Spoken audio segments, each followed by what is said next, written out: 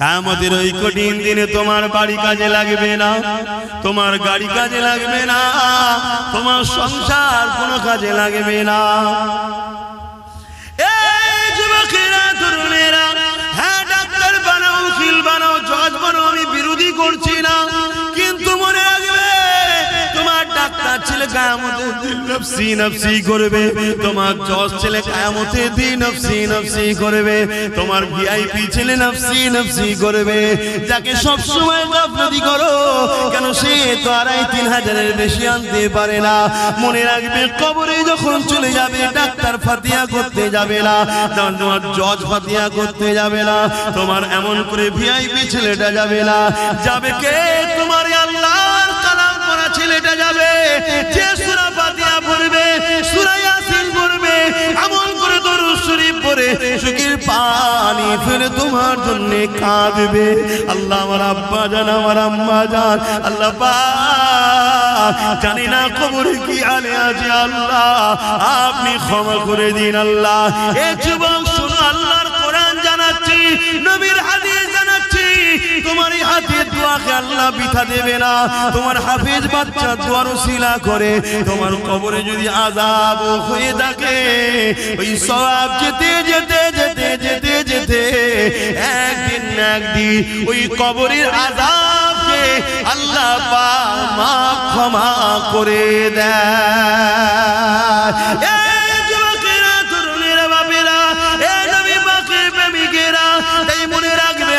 তৈরি করো, আলেম তৈরি করো, কেন কিয়ামতের দিনেতে এদের সাথে হাসর নাসর হবে।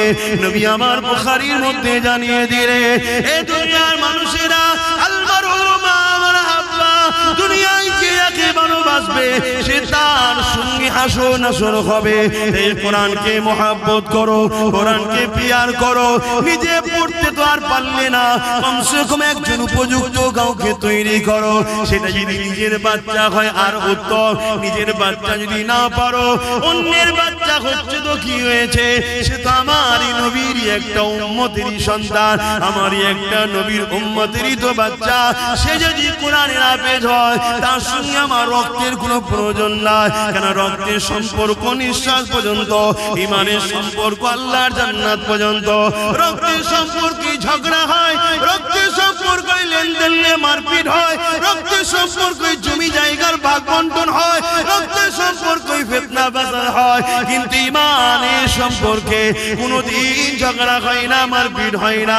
ইমানের সম্পর্কটা এমন সম্পর্ক, যদিও কোনো দিকে তোমার একটু খাদ হয়ে ধরা পড়ে যা, তোমার ইমানের সম্পর্কের ভাইটা কিয়ামতের দিনে তোমার হাতটা ধরে আল্লাহর জান্নাতে নিয়ে যাবে। আরো জোরে বলুন সুবহান।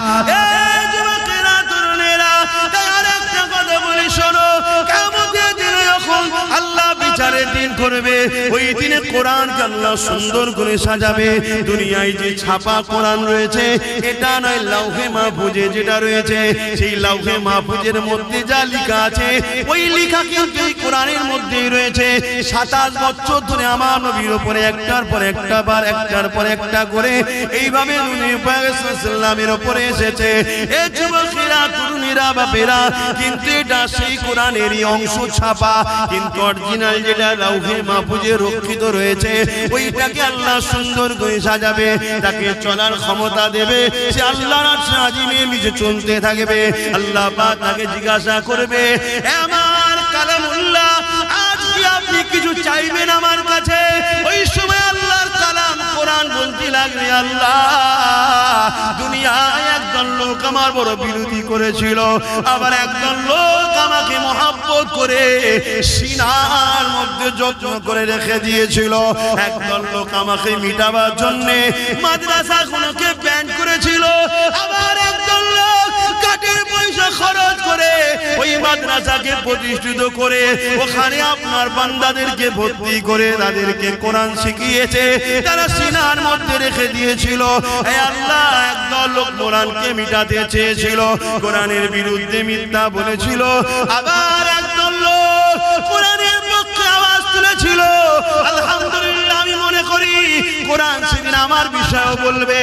আল্লাহ আব্বাস আমার পক্ষে আওয়াজ তুলেছিল, যারা কোরআন মিটাতে চেয়েছিল তাদেরকে মানবরূপী পশু বলেছি। আল্লাহ কোরআনের পক্ষে দাঁড়িয়ে আমাকে পিয়ার করে আব্বাস কথা বলেছিল। এই বলাতে আব্বাসের অনেক দুশমন বেড়েছিল। নবী আব্বাস কোরআনকে ভালোবেসে আওয়াজ তুলেছিল। আজকে আপনার কালাম কালামুল্লাহ আমি আপনার কাছে আশা রাখি, সেদিন যারা কোরআনকে পিয়ার করেছে, কোরআনকে মুহাব্বত করেছে, কোরআনের মজলিস করেছে, কোরআনিয়া প্রতিষ্ঠান তৈরি করতে চেয়েছে, আল্লাহ তাদেরকে আজকে আমি জান্নাতে দেখতে চাই। আমার আল্লাহ কালামুল্লাহ নিজের কথাকে খুশি করার জন্য, কালামুল্লাহ মানে আল্লাহ নিজের কথা, নিজের কথাকে সম্মানিত দিবার জন্য আল্লাহ তাদেরকে জান্নাতে দিয়ে দেবে। কোন দিক দিয়ে যাদের সঙ্গে কোরআনের প্রেম ভালোবাসা ছিল, আরো জোরে বলুন সুবহান।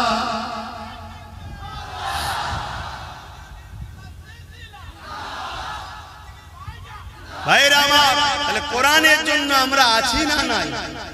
হাত তুলে বলুন আছি না নাই? আজ তো একদল লোক কোরআনকে পিটাবার জন্য উঠে পড়ে লেগেছে। আমরা কোরআনের পক্ষে দাঁড়াতে আছি না নাই? আজ আমি হাফেজ হওয়ার বয়স নাই, আপনাদের হাফেজ হওয়ার বয়স নেই, কিন্তু আমাদের নিউ জেনারেশন গুলোকে হাফেজ সাহেব কোরআনের মুখস্থ করা, কোরআনের প্রেমিক বানাবার দরকার আছে না নাই? হাত তুলে সাক্ষী দেন আল্লাহ আমরা কোরআনের পক্ষে। সবাই বলুন আল্লাহ আমরা কোরআনের পক্ষে। নারায়ে তাকবীর, নারায়ে তাকবীর। কোরআন শরীফ, কোরআন শরীফ, কোরআনিয়া মাদ্রাসা, কোরআনিয়া মাদ্রাসা। নারায়ে তাকবীর। মিডিয়া খুলে দেখুন, একের পর এক চতুর্দিকে একটাই কথা বলতে লেগেছে, ইসলামই করে, ইসলাম ওই করে, ইসলামই বলে, কোরআন কি করে, কোরআন ওই করে, কোরআন সেই করে, কোরআনকে ব্যান্ড করো, ইসলামকে ব্যান্ড করো, রাসূলুল্লাহর বিরুদ্ধে কথা, আল্লাহর বিরুদ্ধে কথা, মসজিদের বিরুদ্ধে কথা, মসজিদগুলোকে ভেঙে দাও, মাদ্রাসার মধ্যে নাকি সন্ত্রাসী শিক্ষা দেওয়া হয়। এই মেসেজ সমাজের মধ্যে চলছে না চলে না? আওয়াজ দেবে। এগুলো কি ঠিক বলছে না? এই যে মেসেজগুলো যারা ছড়াচ্ছে কি সত্যবাদী? সব থেকে বড় মিথ্যুক কাজ্জাব তারা। কিন্তু তারা গেনার হচ্ছে, মেসেজ ছড়াতে পারছে কেন? আমাদের সমাজেরই বড় একটা যুব সমাজ না বুঝে হোক আর লোভে পড়ে হোক বা ইসলাম থেকে দূরে সরে যে হোক, চুপ করে আছে বা তাদেরই পিছনে হই হই করে ঘুরে বেড়াচ্ছে, আছে না? না। তাহলে এই ঘরটা তৈরি হলে এখান থেকে কি মেসেজ দেওয়া হবে? কোরআন মানুষ বানায়, জোরে বলুন সুবহানাল্লাহ। এখান থেকে কি মেসেজ দেওয়া হবে? মানব প্রেমের, দেশ প্রেমের, ইনসাফের, ইনসানিয়াতের, সাম্যের। এটা ইসলাম, এখানে ইসলাম শেখানো হবে। আজকে যারা ইসলামের জন্য মানুষের খোদা হতে পারছে না, তারা কখনো চাইবে মাদ্রাসাটা গড়ে উঠুক? মা তাদেরই হাতের পুতুল হয়ে আমার কওমের যারা নাচছে, তারা কি চাইবে মাদ্রাসাটা হোক? আমি বড় অনুরোধ করছি, আগে যে কোনো বিষয়কে জানুন। আপনি ইসলামের দাবি করলে শুধু হয় না। আল্লাহ আপনাকে সৃষ্টি করেছে, কেন করেছে জানবেন না? কি জন্য বানালো? দুনিয়া জমিনে তুমি যাও, হাত দিয়েছি, গরিবকে লোটো, এতিমকে লোটো, হারাম ইনকাম করো, যা খুশি করবে তাই না?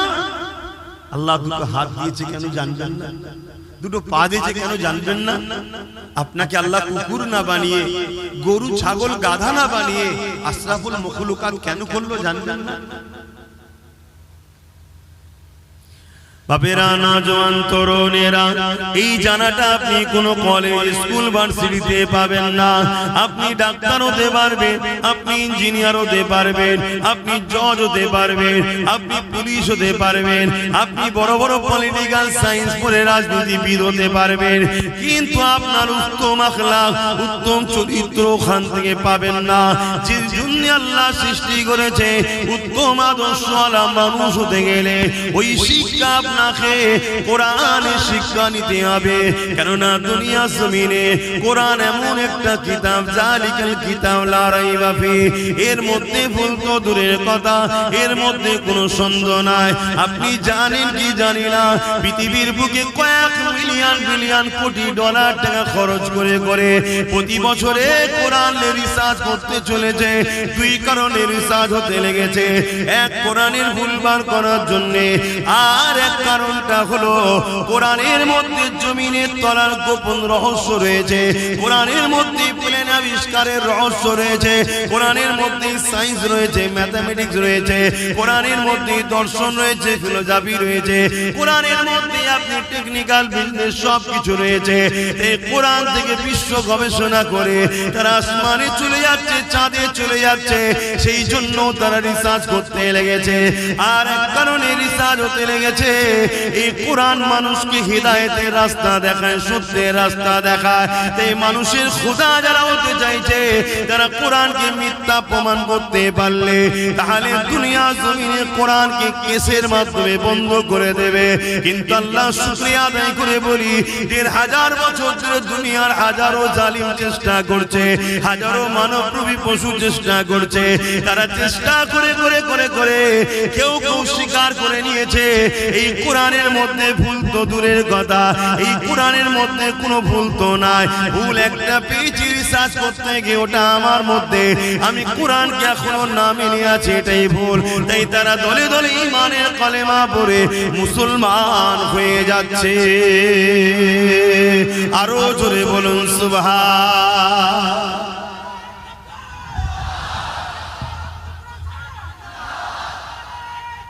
আল্লাহ। তাহলে আমাদের যুবকরা যদি আমাদের কাছে না আসে, আমরা বুঝাবো কি করে? আর আমাদের কাছে এরা আসুক।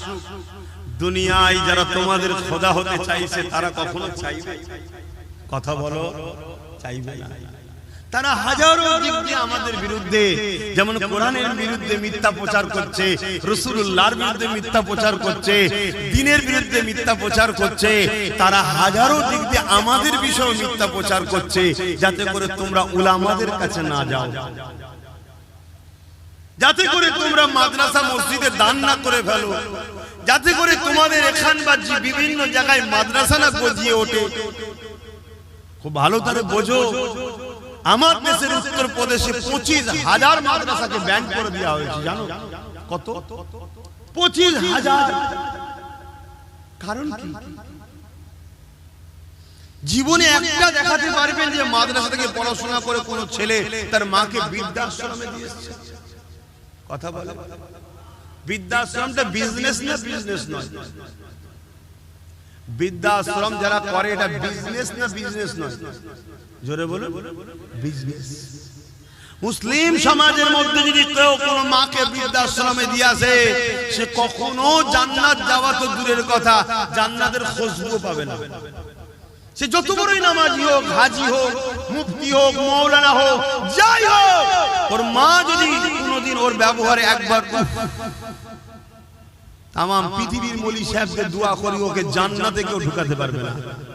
এই শিক্ষাটা আমরা দিই না, দিই না। এই শিক্ষা যদি দেওয়া হয়, তাহলে বৃদ্ধাশ্রমে মুসলমানদের মায়েরা যাবে কেন? সে ডাক্তার হোক, ইঞ্জিনিয়ার হোক, উকিল হোক, জজ হোক, সিএম হোক, পিএম হোক, ডিএম হোক, জেলার সাহেব হোক, পীর সাহেব হোক, মুফতি হোক, সে বলবো রে সর্বনাশ, মাকে না ভালোবাসলে, বাপকে না ভালোবাসলে এ তো জাহান্নামে যেতে হবে। আমি জেলার সাহেব হই, মা বাপকে ভালোবাসতে হবে না? হবে না? মা বাপের খেদমত করবে না? করবে না? মা বাপের খেদমত যত মুসলমানরা বাড়াবে, তাহলে বৃদ্ধাশ্রমের লস হবে না? হবে না? কারবার কথা বলছেন না। তারা কখনো চাইবে মাদ্রাসা হোক? তারা কখনো চাইবে আলেম হাফেজরা এই কথা সমাজে শোনাক? তারা কখনো চাইবে ইসলাম বড় দরদর করে আরো এগিয়ে যাক? আমার কথা বুঝছেন?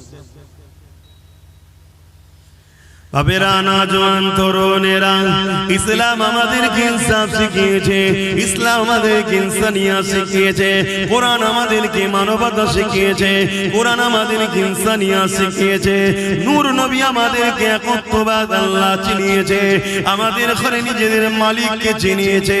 এ যুবকেরা, তরুণেরা, বাপেরা, আজকে দুনিয়া জমিনে পৃথিবী জুড়ে উঠে পড়ে লেগেছে মাদ্রাসাগুলোকে শেষ করে দিবার জন্য, কোরআনের বিরুদ্ধে ষড়যন্ত্র করতে লেগেছে, আল্লাহর দ্বীনকে মিটাবার জন্য ষড়যন্ত্র করতে লেগেছে।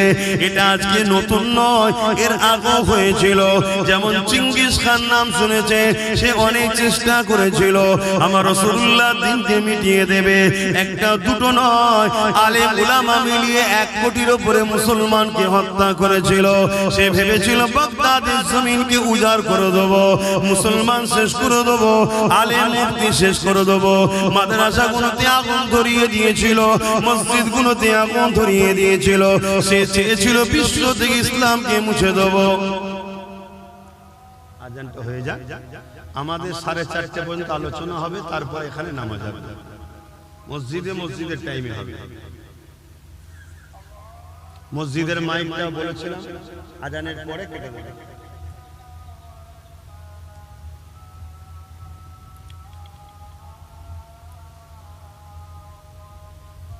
আল্লাহু আকবার, আল্লাহু আকবার।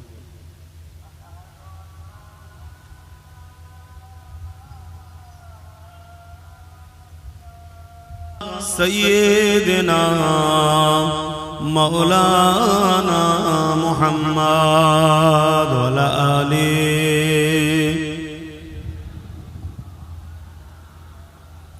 মুসলমান ঘরে ছেলে মেয়েরা, তরুণেরা, বাপেরা, এ নবী পাকের উম্মত উম্মতি গণেরা, শুধু মুসলমান মুখে দাবি করলে হয় না, অন্তর আল্লাহর দ্বীনের উপরে মহব্বত ভালোবাসা থাকা দরকার।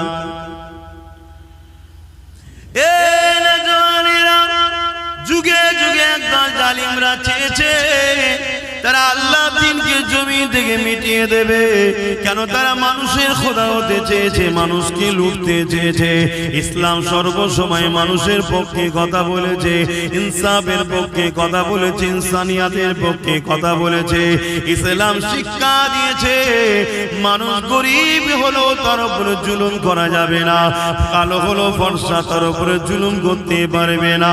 তাই সবার সমান অধিকারের কথা বলেছে।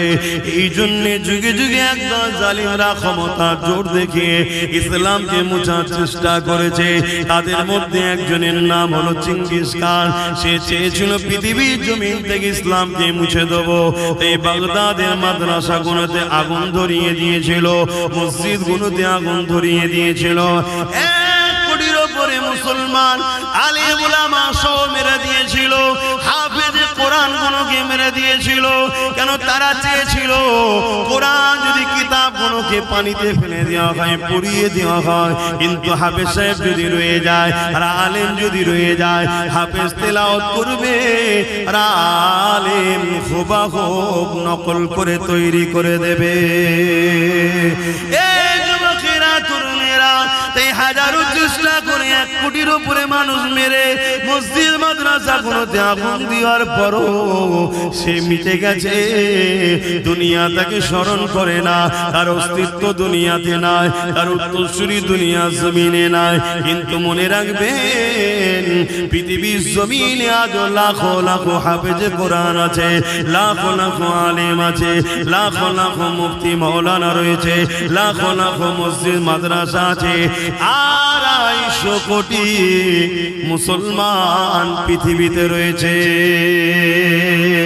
আরো জোরে বলুন সুবহান। আর একজন ছিল হালাকু খান, নাম শুনেছেন? দাজলা নদীর পানিকে পুরো লাল করে দিয়েছে রক্তে। এত মুসলমান মেরেছে, আলেম মেরেছে, মাওলানা মেরেছে, হাফেজ মেরেছে। কেন?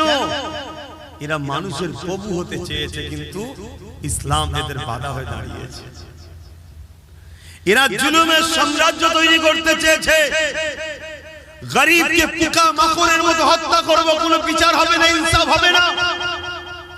মানুষ এদের গোলাম হয়ে দাস দাসী হয়ে এদের উপাসনা করবে, এই মেসেজরা পৃথিবীকে দিতে চেয়েছে। আর ইসলাম একটাই কথা বলেছে, একমাত্র স্রষ্টা ছাড়া, আল্লাহ ছাড়া কারো কাছে মাথা নত নয়, কারো গোলাম নয়। এবং গরিব বড় লোককে শতকরা 2.5 টাকা গরিবকে যাকাত দিতে হবে। জোরে বলুন সুবহানাল্লাহ। এরা নারীগুলোকে ভোগের পাত্রী বানাতে চেয়েছে। নারী মানে শুধু ভোগের জিনিস, কিন্তু ইসলাম বলেছে না, নারী ভোগের জিনিস নয়। নারী মা হবে, নারী বোন হবে, বেটি হবে। হ্যাঁ, নারীর মধ্যে থেকে একজন তোমার স্ত্রী হবে, সেও ভোগের নয়, স্ত্রীর সম্মান পাবে। অর্থাৎ নারীদেরকে সম্মান ইসলাম দিয়েছে। আর দুনিয়া জালিমরা নারীদেরকে ভোগের পাত্রী বানাতে চেয়েছে। নারীগুলোকে জন্তু পুঁতে দিত, নারীগুলোকে স্বামীর সঙ্গে পরিয়ে দিত। তরুণের বাপেরা শোনো গো, ইসলাম কাকে বলে? ইসলাম এসএমএসে দিল না নারী কখনো অশুভ নয়। তারা বলেছিল নারী অশুভ, তাই বাঁচার অধিকার নাই। আর ইসলাম জানিয়ে দিল না না না, কারো ঘরে যদি কন্যা সন্তান হয়, এর মানে ওই বাড়িওয়ালার পক্ষে মহান সৃষ্টিকর্তা শান্তি রহমতের মেসেজ দিল। আল্লাহ দিন জানিয়ে দিল, আমার রাসূলুল্লাহ বলে দিল নারী অশুভ নয়। কারো ঘরে যদি নারী জন্ম হয়, আমার আল্লাহ ওই বাপকে জান্নাতের মেসেজ দিল। আল্লাহ নবী আরো জানিয়ে দিল, এ দুনিয়ার মানুষেরা নারীগুলোকে ভোগের পাত্রী বানিয়ে রেখেছো, এগুলো তোমরা অন্যায় করতে লেগেছো। নারীদেরকে আজাদ দাও, তাদেরকে বাঁচার স্বাধীনতা দাও। তারা যেভাবে আল্লাহর হুকুম সেইভাবে তারা চলবে, তাদের উপরে জুলুম করো না। আমি রাসূলুল্লাহ জানিয়ে দিই, কারো ঘরে যদি পর 3টে কন্যা সন্তান হয়, আর ওই 3 কন্যা সন্তানের বাবা যদি ওই নারীগুলোকে দিন শিখিয়ে পর্দা পুশিদার মধ্যে রেখে নেকাব বিবাহটা দিয়ে দিতে পারে, ওই 3 সন্তানের বাবা আর আমি রাসূলুল্লাহ এইভাবে দুটো আগুন তুলে দেখিয়েছে, যেমন পাশাপাশি রয়েছে আল্লাহর জান্নাতে ওই 3 কন্যার বাবা আর আমি রাসূলুল্লাহ পাশাপাশি থাকিব। আরো জোরে বলুন সুবহান।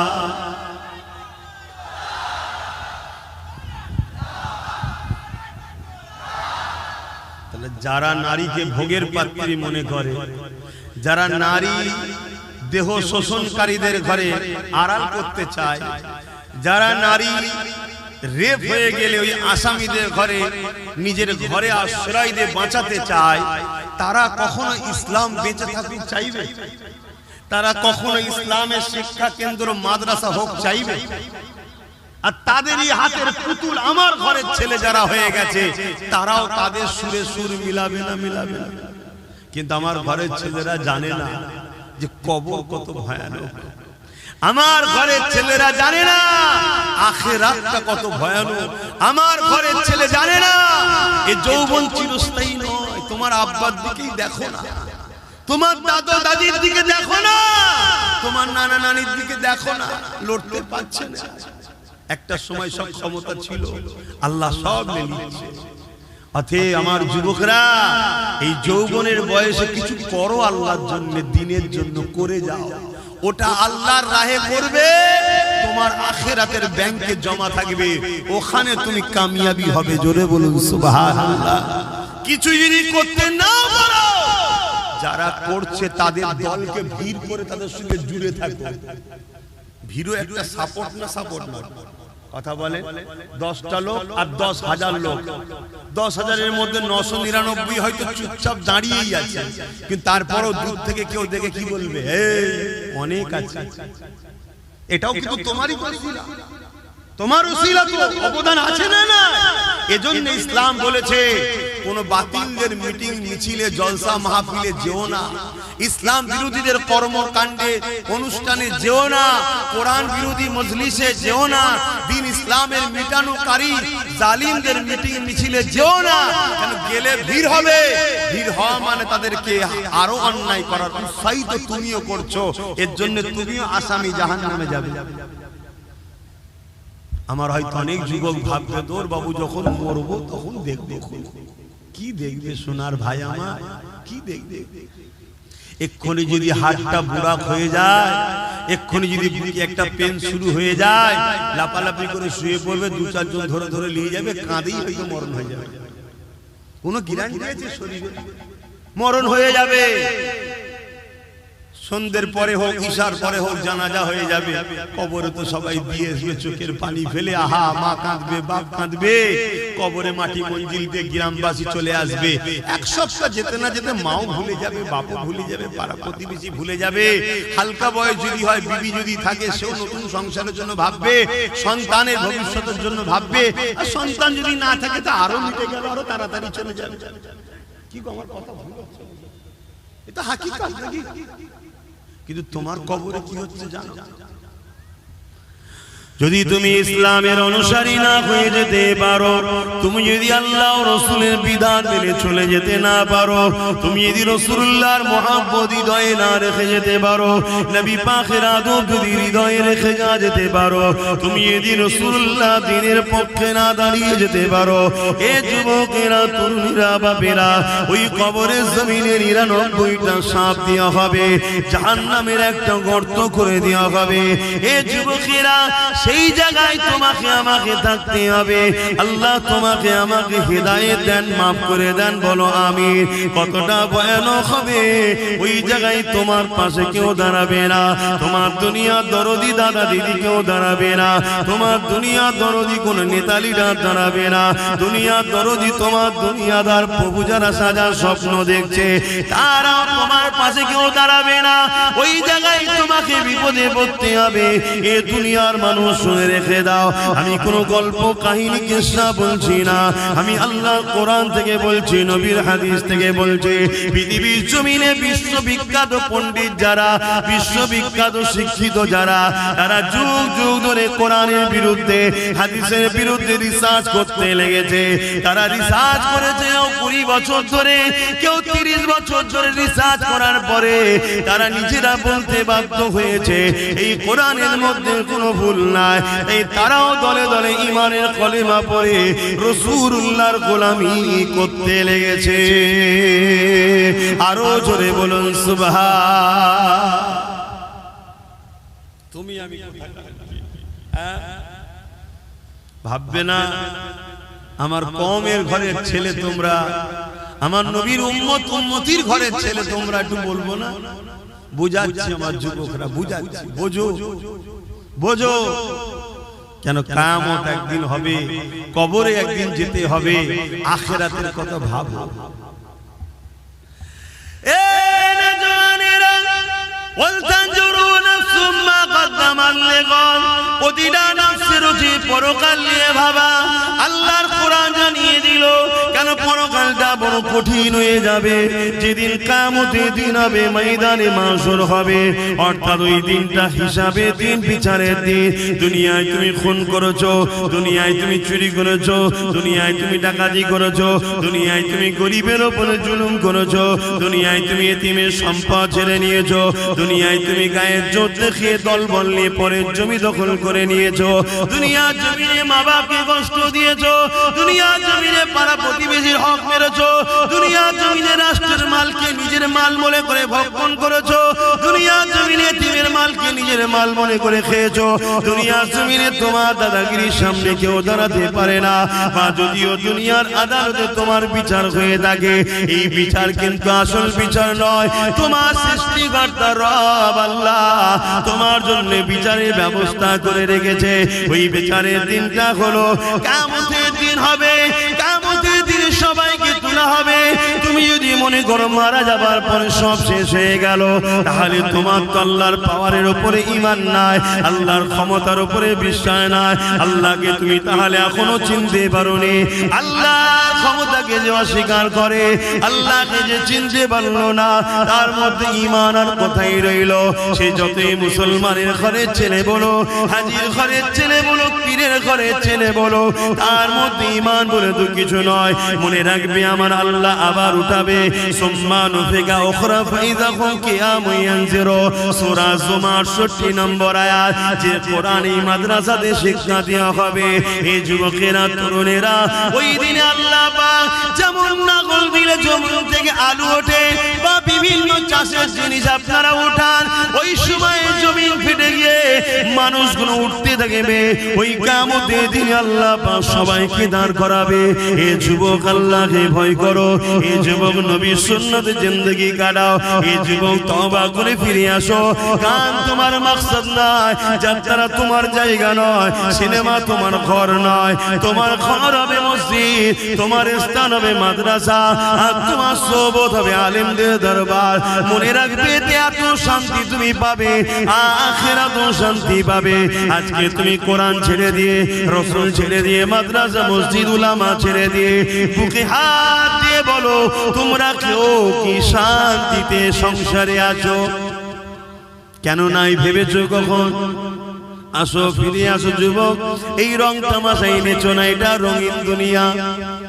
রঙের পিছনে ছোট না, আমার ছোট হুজুর পীর কিবলা বলতেন, বাবারা গিলটির চমকে সোনা ভুলে গেলি বাবা। গিলটির এমন এমন সব জিনিস বেরিয়েছে, মানুষ আর সোনা ভুলে গেছে, গিলটির পিছনে ছুটছে। গিলটি বোঝেন তো নাকি? কি বলে ওকে? কসমেটিক্সের দোকানে যেটা বিক্রি হয়, সিটি গোল্ড। ওর চমক দেখে, ওর ডিজাইন দেখে মানুষ সোনা ভুলে গেছে। সোনার পিছনে ছুটছে না, ওর পিছনে ছুটছে। আর অল্প পয়সায় পেচ্ছে, কম দামে কিনে মজা বাড়ি ফিরে গেল সোজা, কিছুতে ঢোকে না হাতে, তাই শেষে পস্তানা। কম দামে কিনেছে, পায়ের মোজা অল্প পয়সায় পেয়েছে, ঘরে গিয়ে শীতকালে আবার হাতে ঢুকাতে চাইছে, আর ঢোকে? হ্যাঁ,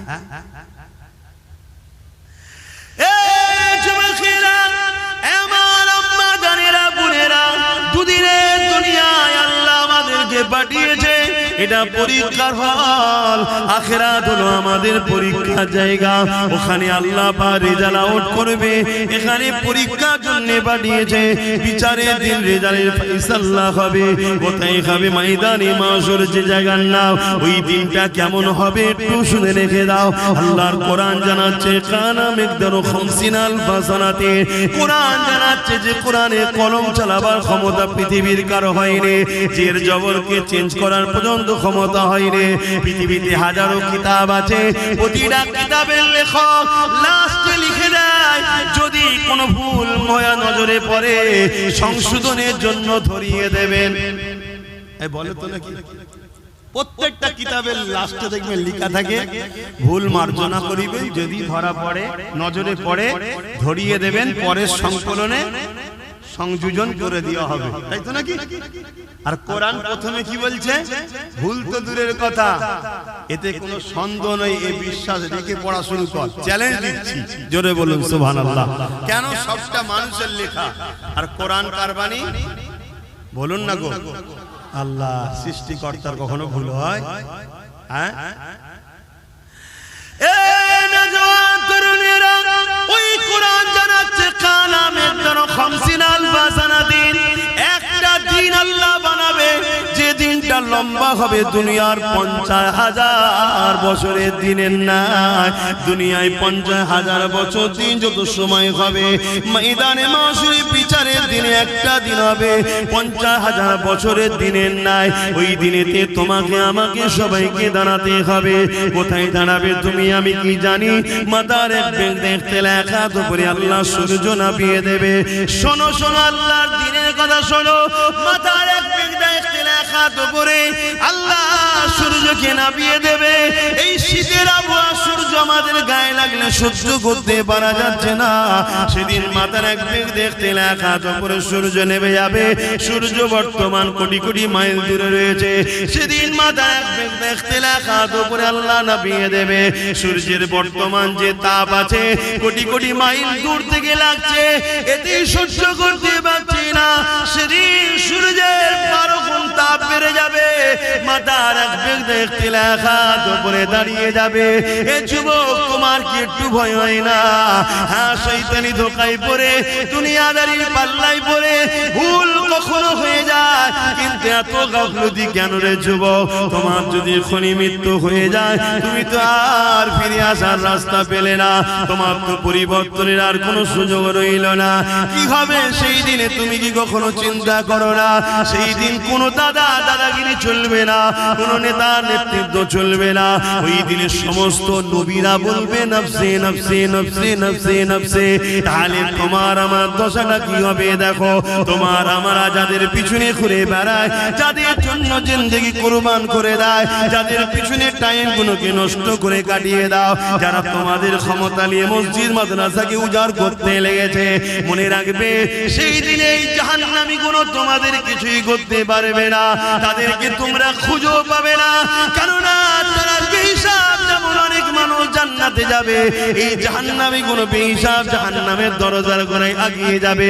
মনে রাখবে কানা মেঘদান খামসিনা আলফা সানাতি, 50,000 বছর পর বিচার শুরু হবে। ওই দিনটা কেমন হবে আল্লাহ বা জিবরাইলকে জানিয়ে দেবে, ও জিবরাইল আমার জাহান্নামকে নিয়ে এসে আরশের বাপাশে বাঁধাও। কিতাবের কথা বলে যাচ্ছে শোনো, 70,000 জিনজিল দিয়ে জাহান্নামকে বাঁধা হবে। এক একটা জিনজিলে 70,000 করে ফেরেশতা ধরে রাখবে, তথাপিও জাহান্নামকে ধরে রাখতে পারবে না। লম্বা লম্বা জিভ বার করে জাহান্নাম তেরে তেরে আসবে গুনাহগারকে ঘরে ধরার জন্য। এই কঠিন দিনেতে এমন বাপ পাওয়া যাবে নিজের ছেলেকে জমিনে শুইয়ে দিয়ে তার বুকের উপরে পা দিয়ে দাঁড়িয়ে যাবে, কেননা এই সূর্যের তাপে তার জমিনটা পুরে পুরে লাল হয়ে গেছে। যেমন লোহা খুলে দিলে লাল হয়ে যায়, লোহা যেমন আগুনে দিলে লাল হয়ে যায়, সূর্যের তাপে জমিনটা লাল হয়ে গেছে। এই মানুষ জমিনে দাঁড়াতে পারবে না। ছেলেকে বুকে শুইয়ে দিয়ে বাবুকের উপরে পার দাঁড়িয়ে যাবে। এমনও ছেলে পাওয়া যাবে নিজের জন্মদাতা বাপকে জমিনে শুইয়ে দিয়ে তার বুকের উপরে পা দিয়ে দাঁড়িয়ে যাবে। এমনও মা পাওয়া যাবে নিজের মেয়েকে জমিনে শুইয়ে দিয়ে তার বুকের উপরে পা দিয়ে দাঁড়িয়ে যাবে। এমনও মেয়ে পাওয়া যাবে নিজের মাকে জমিনে শুইয়ে দিয়ে তার বুকের উপরে পা দিয়ে দাঁড়িয়ে যাবে। এক কথায় যার উপরে যার জোর চলবে তাকে জমিনে শুইয়ে দিয়ে বুকের উপরে পা দিয়ে দাঁড়িয়ে যাবে। এ আমার আব্বা জানেরা, মায়েরা, বোনেরা, সূর্যের তাপে যে মানবার ক্ষীণ গুণ নাক দিয়ে গলে গলে গলে গলে পড়তে লাগবে। ওই দিনটা তোমার আমার কি হবে উপায়? ভাবো ভাবো, আমাদের কাছে এলে আমরা ভাবাই কেন? ভাবাই আমার ঘরেরই তো ভাই তোমরা, আমার নবীর উম্মত উম্মতি ভুল হয়ে যায়। ভাবার পরে যদি একটু তওবা করে, একটু কাঁদে, একটু চোখের পানি ফেলে, আল্লাহ বলে যাই মাফ করব। জোরে বলুন সুবহানাল্লাহ। কিন্তু আমাদের ঘরে ছেড়ে যাদের পিছনে ছুরি করছো, তোমাদের ঘরে তো ভাবানো দূরের কথা, যাদের না ভাবে সেজন্য আরো চেষ্টা করছে। মেয়ে লাগবে লে, মদ লাগবে লে, গান লাগবে লে, ফাংশন করবি পয়সা লি যা, যা খুশি কর, শুধু আল্লাহ ও রাসূলের দিকে ফিরে নাই মুসলিম যুবকরা চলে যায়। কেন এরা যদি ফিরে চলে আসে ওই শয়তানদের শয়তানি বন্ধ হয়ে যাবে। কথা শুনছেন না? তারা কোনদিন চাইবে হাফেজ তৈরি হোক আর আমার মতো ওয়াজ করে করে মানুষকে বুঝা। তারা কোনদিন চাইবে মাওলানা তৈরি হোক যারা মানুষকে বুঝাবে, কওমকে ডেকে ডেকে ডেকে ডেকে আনবে, আয় বাবা ফিরে আয়, আল্লাহর বান্দা আল্লাহর দিকে আয়। কেউ চাইবে ভাই বল? কিন্তু এখন আমার কওমের কাছে আমরা তো আসামি হয়ে গেছি, তোমাদের দুশমনরাই এখন তোমাদের বন্ধু হয়ে গেছে। কি গো, আমি বলা ভুল হচ্ছে নাকি? একটু সরাসরি দাও, পরিবর্তন হও আমার যুবকেরা, ফিরে আসো। আমি আশা রাখবো দ্বিতীয় বছর হচ্ছে, একদিন একদিন এই জায়গা যেন একটা ইলমের বাগান তৈরি হয়, এখান থেকে জান্নাতের জন্য খুশবু বাহির হয়। জোরে বলুন সুবহানাল্লাহ। মনে রাখবে যেখানে কোরআন তেলাওয়াত হয় ওই জায়গায় আল্লাহর রহমতের ফেরেশতারা আসা যাওয়া করে। জোরে বলুন সুবহানাল্লাহ। আর রহমতের ফেরেশতারা আসা যাওয়া করলে আপনাদের ঈমান কি বলছে? বালা মুসিবত, চাষবাস, কাজবাজ সব ভালো হবে না খারাপ হবে? ভালো হবে। এই কঠিন দিনেতে কি হবে তোমার আমার উপায়?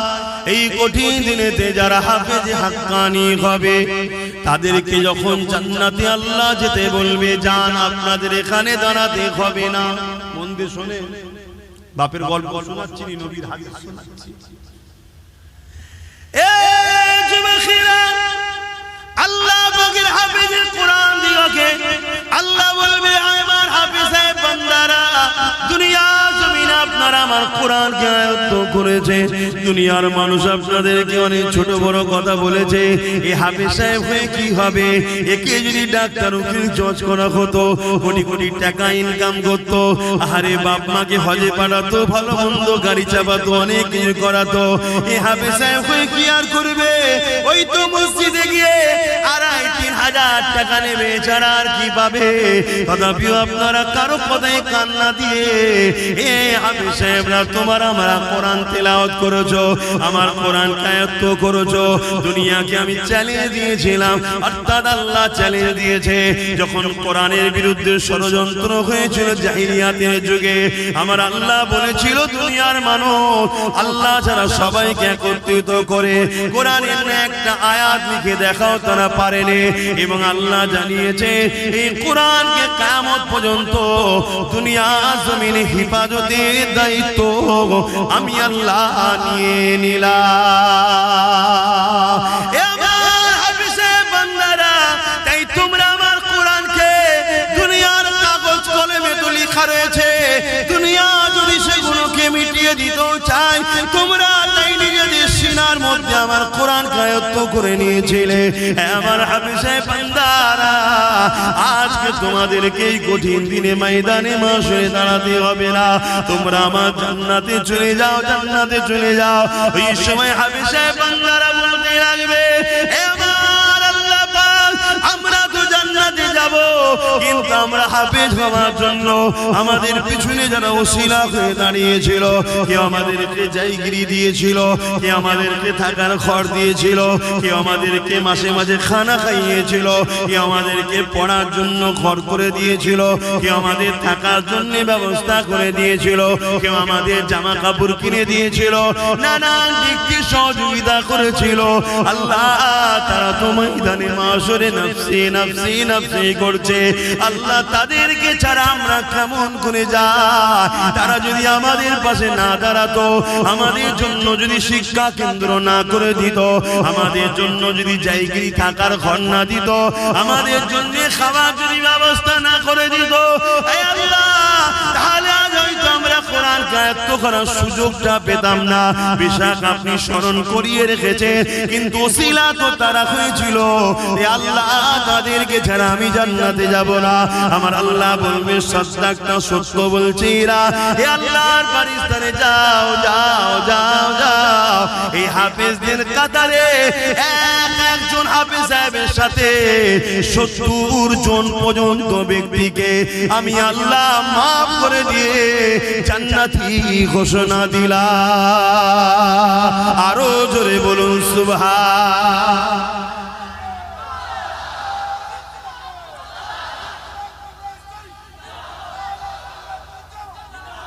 ভাইরা আমার, আল্লাহ, দুনিয়াদারি করতে গেলে অনেকের সঙ্গে মিশতে হবে, ব্যবসা বাণিজ্য করতে হবে, লেনদেন করতে হবে, মুসলিম অমুসলিম সবার সাথে উঠা বসা করতে হবে, ওটা আলাদা পাঠ, আমি মানা করছি।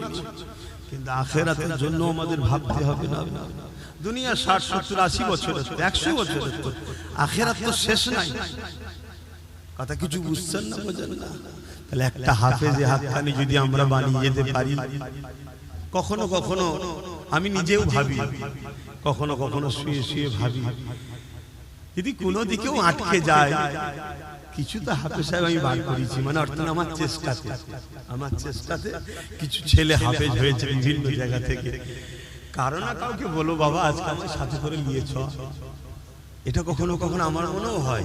কেন হাফেজদের সম্মান আল্লাহ দিয়েছে, কেন তারা আল্লাহর কথাকে সিনার মধ্যে রেখেছে। কোরআন কার কথা? এটা সবাই বলবেন না, জবান খুলে বলবেন না।